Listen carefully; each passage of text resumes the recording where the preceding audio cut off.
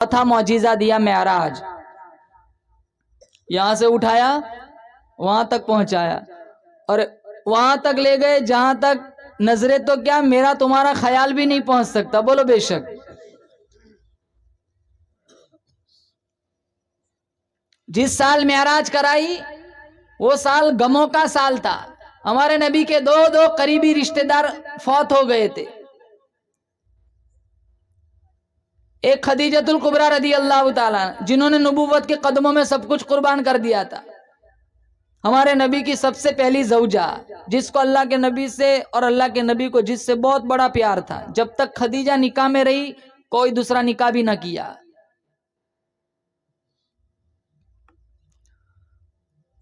اور دوسرے چچا ابو طالب جو بڑے غمخوار تھے، غمگسار تھے، تو اللہ نے دو لے لیے، اللہ نے دو دے دیے،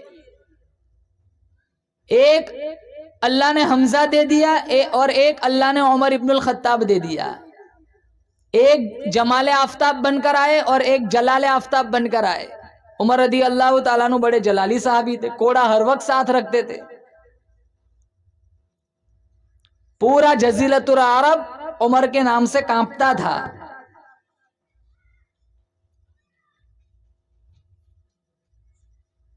بلکہ عمر رضی اللہ تعالیٰ عنہ جس گلی سے گزرتے تھے شیطان بھی نہیں گزرتا تھا، شیطان بھی ڈرتا تھا۔ آج کسی بچے کا نام عمر دیکھ لو تو وہ تمہیں ایسا نہیں ملے گا کہ وہ اعتکاف میں بیٹھ جائے، جس کا نام بچے کا عمر ہوگا نا اس کے اندر ایسا جلال ہوگا فطری قدرتی کہ وہ اتنا طوفانی ہوگا، بھائی نام کیا رکھا ہے، کہاں عمر، کہاں پھر تو جھیلتا ہی رہی سے۔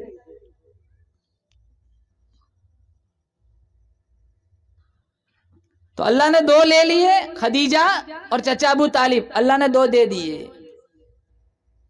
میں پوچھتا ہوں الہ العالمین، تو نے اپنے حبیب کو معراج کیوں کرائی، عرش بری پہ کیوں بلایا؟ اللہ فرماتا ہے میں نے اپنے حبیب کو اس لیے بلایا کہا میں ثابت کر سکوں جس طرح اس زمین سے آسمان اونچا ہے اسی طرح دنیا والوں کو پتہ چلے ساری کائنات سے میرے مصطفیٰ کا مقام اونچا ہے۔ الہ العالمین، تو نے اپنے حبیب کو معراج کیوں کرائی؟ اللہ فرماتا ہے اس لیے معراج کرائی تاکہ میں دنیا والوں کو، تاکہ میں اپنے حبیب کو بتلا سکوں جو لوگ مدارس بناتے ہیں، مساجد بناتے ہیں، رمضان کا اعتکاف کرتے ہیں، چلے 4 مہینے لگاتے ہیں، بیواؤں کا خیال کرتے ہیں، معاشرے میں سلام ایک دوسرے کو سلام کرتے ہیں، ماں باپ کا احترام کرتے ہیں، علماء کا احترام کرتے ہیں، میں نے ان لوگوں کے لیے جنت میں جو نعمتیں تیار کر رکھی ہے، میرے حبیب آئیے اور ان نعمتوں کا اپنی آنکھوں سے دیدار کر جائیے۔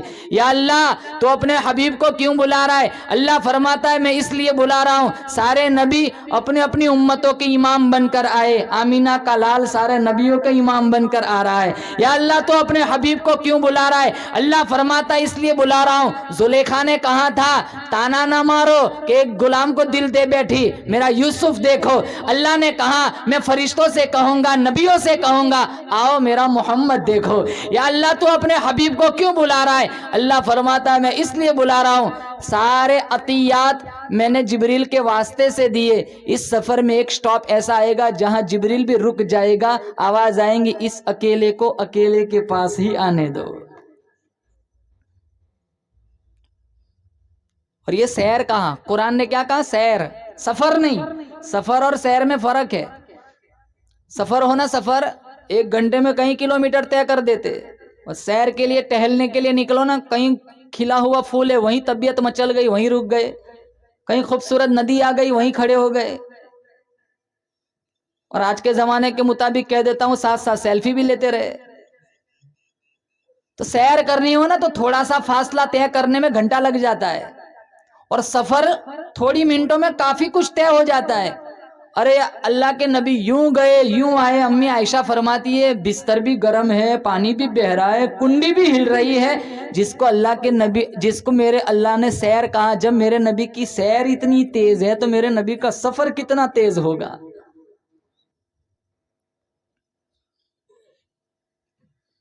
اور دوسری بات، قاعدہ کیا ہے؟ ناظر منظر کی تعریف کرتا ہے۔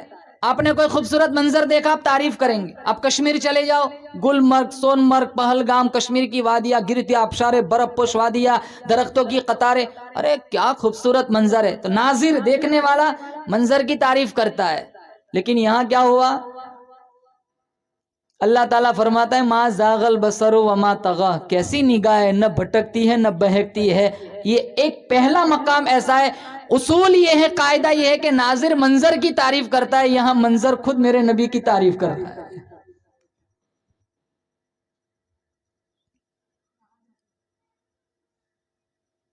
اللہ پاک جل شانو کی طرف سے آواز آئی، توجہ چاہوں گا، دیکھو میرے نبی کا مقام.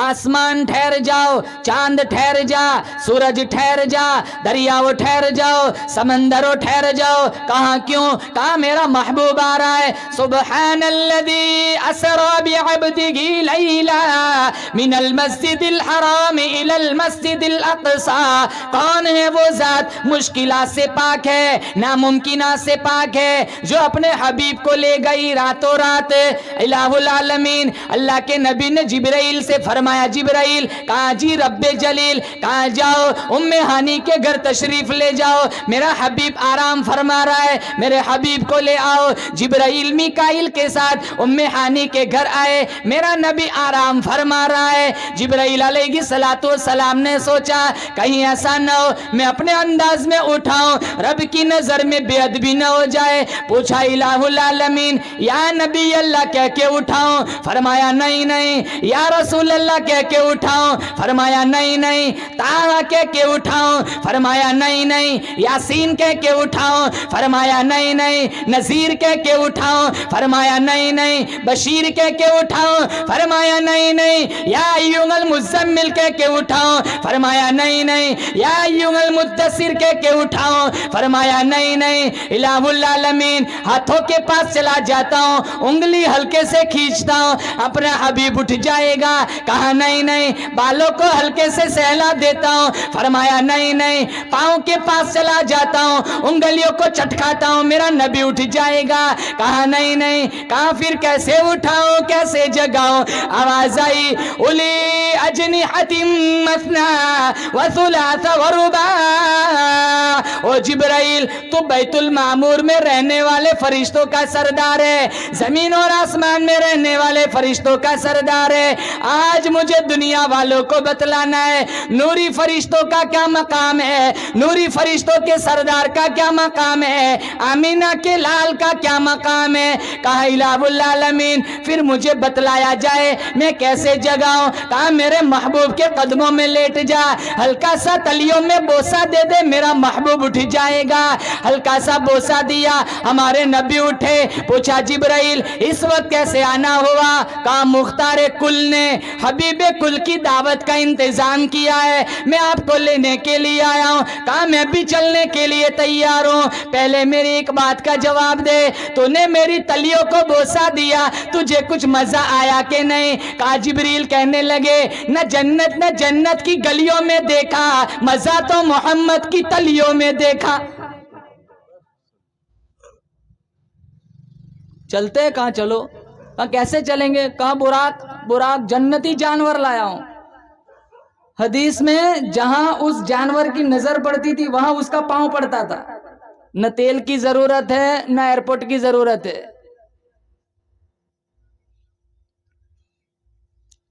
پہلا سٹاپ آیا مدینہ، اللہ مدینہ لے جائے، بولو آمین.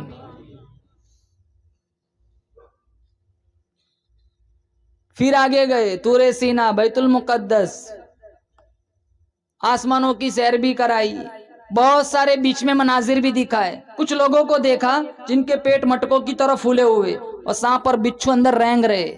اللہ کے نبی نے پوچھا جبریل یہ کون لوگ ہیں؟ کہا یہ وہ لوگ ہیں جو سود کھایا کرتے تھے.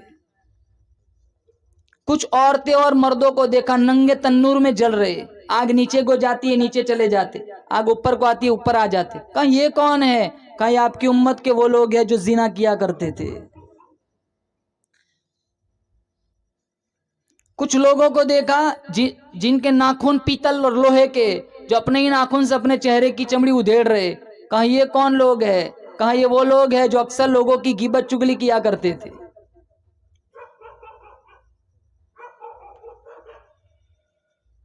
کچھ ایسے لوگ دیکھے جن کی زبان لوہے کی قینچیوں سے کاٹی جا رہی تھی.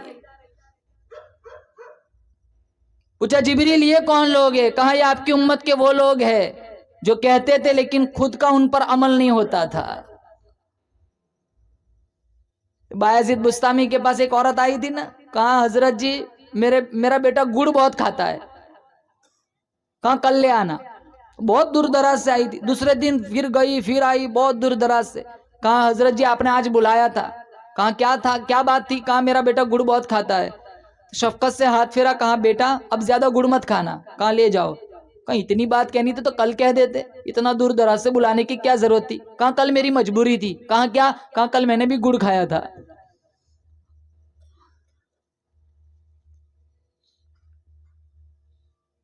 اب تو باپ گھر میں بیٹھا ہے, بیٹے سے کہہ رہا ہے چل نماز پڑھنے جا.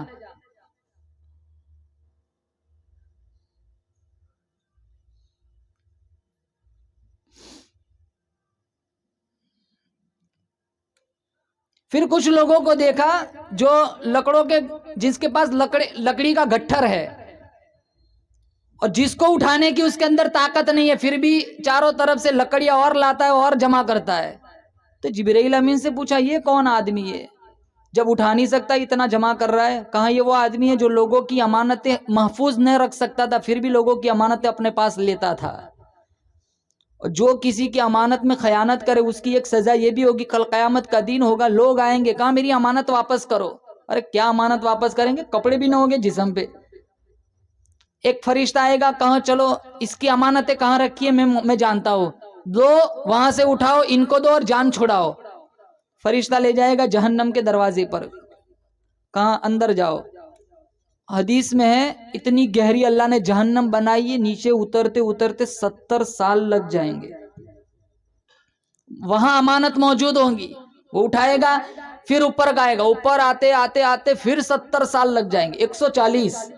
جو ہی باہر نکلنے جائے گا اس کا پاؤں پھسل جائے گا, پھر لڑک کے نیچے چلا جائے گا, پھر جائے گا جاتے جاتے 70, پھر واپس آئے گا آتے آتے 70, پھر لڑک جائے گا, پھر جائے گا. اللہ کے نبی نے کہا قیامت تک اس امانت میں خیانت کرنے والوں کو اسی طرح سزا دی جائے گی.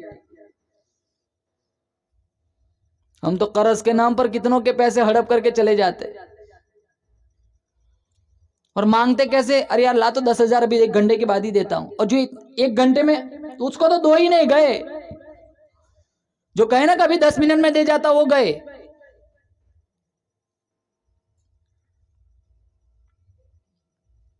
بولے بالے انسانوں کو ایٹھتے ہیں, دھوکہ دیتے, جھوٹ بولتے.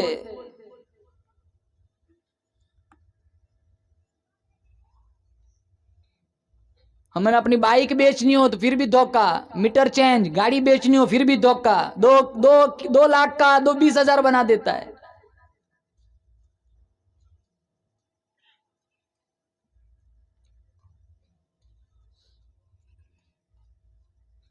بہت سارے مناظر دیکھے تھے. بلانے والا رحمان, جانے والا نبی آخر الزمان, بلانے والا رب حسیب, جانے والا اللہ کا حبیب, کتنا خوش نصیب, کتنا اللہ کے قریب. بلانے والا رب الافلاق, جانے والا صاحب لولاک, بلانے والا معبود, جانے والا عابد, بلانے والا مسجود, جانے والا ساجد, بلانے والے کا راج ہے, جانے والے کی معراج ہے. پھر گئے بیت المقدس, آواز آئی جنت کو سجاؤ دوزخ کو بجھاؤ, انبیاء انتظار میں ہے, فرشتے انتظار میں ہے, 70 ہزار فرشتے آگے پیچھے درود شریف پڑھ رہے ہیں. بزم کونین کی جب سواری گئی, آسمان و زمین میں صفے بچھ گئی, انبیاء آ گئے, مرسلی آ گئے, مقتدی آ گئے, امام آ گئے. پھر جبرائیل امین نے اذان دی, جب اشہد ان محمد کہنا تھا تب پہنچے تو ان پہ رک گئے. تو کہاں جبریل پڑھو آگے, کہاں 1,24,000 انبیاء موجود ہے, ان کے بعد میں کس کا نام لو؟ کہا اس کا نام لو جن کے لیے ان ساروں کو میں نے یہاں جمع فرمایا ہے. اذان پوری ہوئی, امامت کا وقت آیا, نماز پڑھانی تھی, تو آدم علیہ السلام سوچنے لگے میں تو ابو البشر ہوں, آج امامت کا حق مجھے ملے گا. نوح علیہ السلام سوچنے لگے 950 سال تبلیغ کی مار کھائی، امامت کا حق مجھے ملے گا۔ عیسیٰ علیہ السلام سوچنے لگے اللہ نے بغیر باپ کے پیدا کیا، امامت کا حق مجھے ملے گا۔ موسیٰ علیہ السلام سوچنے لگے اللہ نے مجھے کلیم بنایا، کوہ طور پہ گفتگو کرتا تھا، امامت کا حق مجھے ملے گا۔ اسماعیل علیہ السلام سوچنے لگے چھری کے نیچے آ گیا لیکن رب کی توحید نہ چھوڑی، امامت کا حق مجھے ملے گا۔ ابراہیم علیہ السلام سوچنے لگے میں بھی آگ میں کود پڑا، اللہ کی توحید نہیں چھوڑی، امامت کا حق مجھے ملے گا۔ یوسف علیہ السلام سوچنے لگے میں بھی تو اندھیرے کنویں میں نے کتنے دن گزارے ہیں، امامت کا حق مجھے ملے گا۔ سارے نبی کچھ نہ کچھ سوچ رہے، جبریل آئے، ہمارے نبی کا ہاتھ پکڑا، مصلی پہ کھڑا کر دیا۔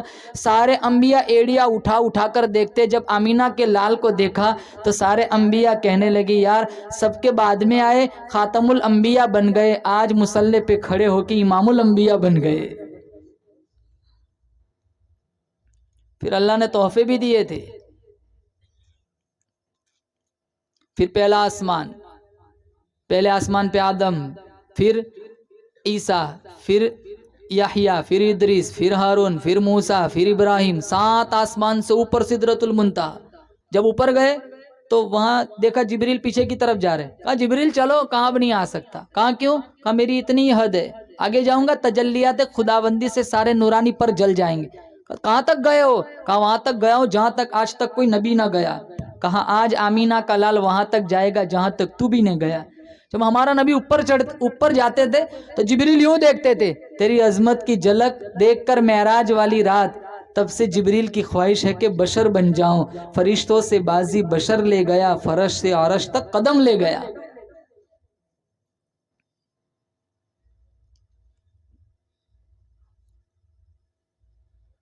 اللہ نے تحفے میں کیا دی تھی؟ بولو زور سے، نماز۔ کتنی نمازیں ملی تھی؟ بولو زور سے، 50۔ 50 مل جاتی تو کیا کرتے؟ گھر جانے کی فرصت ہی نہ ملتی۔ آج تو وقت میں برکت بھی تو کہاں ہے؟ سردی کا موسم چل رہا ہے، عصر سے عشاء پتہ ہی نہیں چلتا، کتنے ایک وضو سے 3 نماز پڑھ لیتے ہیں ماشاءاللہ۔ عصر سے نکلے، تھوڑی کچھ تفریح کی، فوراً مغرب سے باہر ہے، گھر میں کھانا کھایا، فوراً عشاء کی اذان۔ 50 نمازیں ہوتی تو کیا ہوتا؟ ایک تحفہ اللہ نے یہ بھی دیا تھا، کہا میرے حبیب میں خالق تو مخلوق، میں محب تو محبوب، میں خدا تو مصطفیٰ، میں شان دینے والا تو شان لینے والا، میں براق بھیجنے والا تو سواری کرنے والا، میں مزمل کی چادر عطا کرنے والا تو گنہگاروں کو چھپانے والا، میں خبیر تو بشیر، میں نذیر تو سراجم منیر، جنت میری، مالک تو، کوثر میری، ساقی تو، کتاب میری، زبان تیری، کلام میرا، ادا تیری، ربوبیت میری، ختم نبوت تیری، عبادت میری ہوگی، نبیوں کے آگے امامت تیری ہوگی۔ 50 نماز پڑھیں گے، 5 بولو انشاءاللہ۔ 50 نہیں کہہ رہا ہوں، 5، 50 ہے ہی نہیں۔ اور شکر کرو موسیٰ علیہ السلام چھٹے آسمان پہ مل گئے۔ کہا کتنی کیا تحفہ ملا؟ کہا 50 نمازوں کا تحفہ۔ 50 میری امت نے منو سلوا کھا کے 2 نہیں پڑھی، آپ کی امت 50 کہاں سے پڑھیں گی؟ ان کو تو ٹماٹر بھی خرید کے لانے پڑیں گے، ان کا تو تیار دسترخوان آتا تھا۔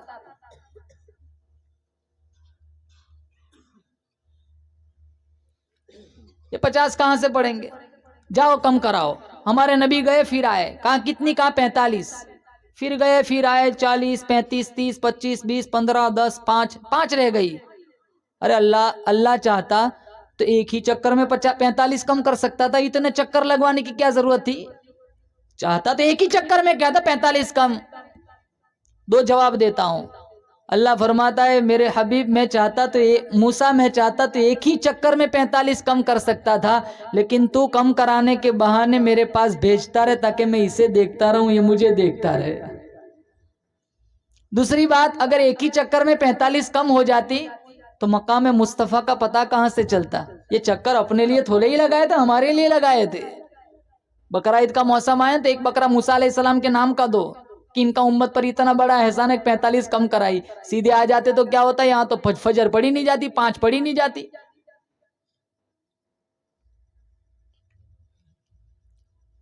اس لیے صحابی نے پوچھا تھا ای العمل افضل، سب سے بہترین عمل کون سا ہے؟ کہا صلاۃ علی وقتہا، وقت پر نماز پڑھنا۔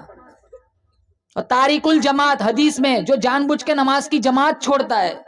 ابھی مولانا نعیم صاحب نے مجھے ایک بات بتائی، مجھے بہت اچھی لگی۔ کہا میں حج میں گیا تھا، عمرہ میں گیا تھا، تو جب लिफ्ट के पास जब रश होता था तो इंतजार में कभी कभी जमात रह जाती थी, तो हमें ऐसा महसूस होता कि अब अगर हम लिफ्ट का इंतजार किया लोगों के साथ, अगर हम नीचे उतरेंगे तो हमारी वहां जमात चली जाएंगी। तो माजूर होने के बावजूद कहाँ मैं सीढ़ियों से उतर के हरम में पहुंच जाता था। अल्लाह ऐसा जज्बा हर एक उम्मती को दे। हमारे अंदर वो शौक नहीं। अगर 8:35 की जमात है, अगर हम आ गए 8:15 को, अरे यार अभी तो 10 मिनट बाकी है, चल घर चला जाता हूं, फिर आ जाऊंगा, फिर आएगा तो 2 रकात मिस हो जाएगी। एक ज़हनियत है 5 मिनट हम ज्यादा मस्जिद में नहीं बैठ सकते, जुमा में जल्दी नहीं आ सकते। अगर जुमा में आए तो नमाज पढ़ के फौरन भागते हैं। अपना रवैया सुधारो, मस्जिदों से दिल लगाओ, कुरान से दोस्ती करो। सिस्टम आज भी वही है, सुबह उठे वही का वही दस्तूर है। अपनी जिंदगी में आमाल की अपनी जिंदगी में अच्छे आमाल लाओ, इंशाल्लाह देखो तुम्हारी जिंदगी में कितनी बरकतें आएंगी।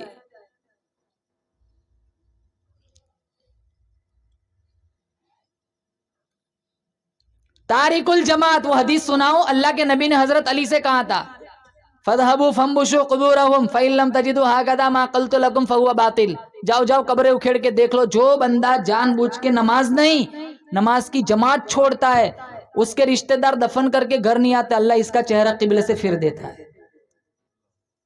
मोहम्मद बिन समा बहुत बड़े अल्लाह वाले गुजरे, मोहम्मद इब्न हज़्ब शैबानी के शागिर्द थे। मोहम्मद इब्न हज़्ब शैबानी ये इमाम आज़म अबू हनीफा के शागिर्द थे।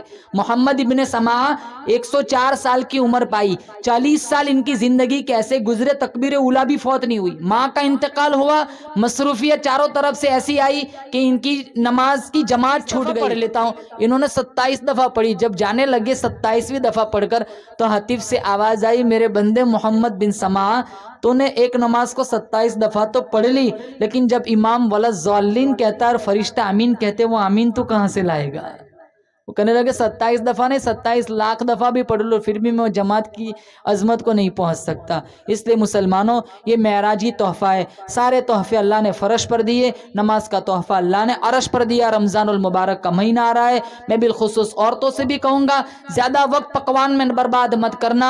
अपने बच्चों को नमाज की तलकीन करो, खुद भी नमाजी बनो, अपने बच्चों की अच्छी तरबियत करो। बिलखुसूस जवानों से कहूँगा, इंशाअल्लाह नियत करो, हम पूरा महीना पाबंदी के साथ तरावी सुनेंगे, पूरा महीना कुरान सुनेंगे। बोलो जोर से इंशाअल्लाह। या साहिबल जमाली व या सय्यिदल बशर मिन वजहिकल मुनीरी लक़द नुव्विरल क़मर ला युमकिनु सनाउ कमा कान हक़्क़ुहु बाद खुदा बुजुर्ग। तो ये किस्सा मुख्तसर। व आखिरु दावाना अनिल हम्दुलिल्लाह।